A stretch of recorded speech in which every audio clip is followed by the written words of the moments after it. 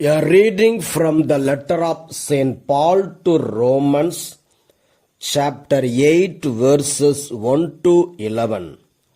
Life in the Spirit. There is therefore now no condemnation for those who are in Christ Jesus. For the law of the Spirit of life in Christ Jesus has set you free from the law of sin and of death. For God has done what the law, weakened by the flesh, could not do by sending his own Son in the likeness of sinful flesh. And to deal with sin, he condemned sin in the flesh, so that the just requirement of the law might be fulfilled in us, who walk not according to the flesh, but according to the Spirit. For those who live according to the flesh set their minds on things of the flesh. But those who live according to the Spirit set their minds on the things of the Spirit. To set the mind on the flesh is death, but to set the mind on the Spirit is life and peace. For this reason, the mind that is set on the flesh is hostile to God. It does not submit to God's law, indeed it cannot. And those who are in the flesh cannot please God.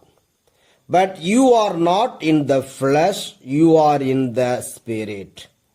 Since the Spirit of God dwells in you, anyone who does not have the Spirit of Christ does not belong to him.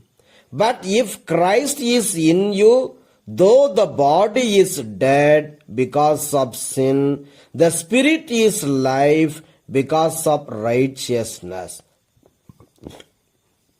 If the Spirit of him who raised Jesus from the dead dwells in you, he who raised Christ from the dead will give life to your mortal bodies also through his Spirit that dwells in you. The Word of God. Thanks be to God. A reading from the Holy Gospel according to St. Luke, chapter 13, verses 1 to 9. Repent or perish. At that very time there were some present who told him about the Galileans whose blood Pilate had mingled with their sacrifices. He asked them, "Do you think that because these Galileans suffered in this way, they were worse sinners than all other Galileans?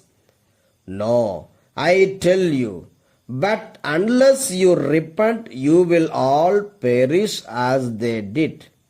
Or those 18 who were killed when the tower of Siloam fell on them.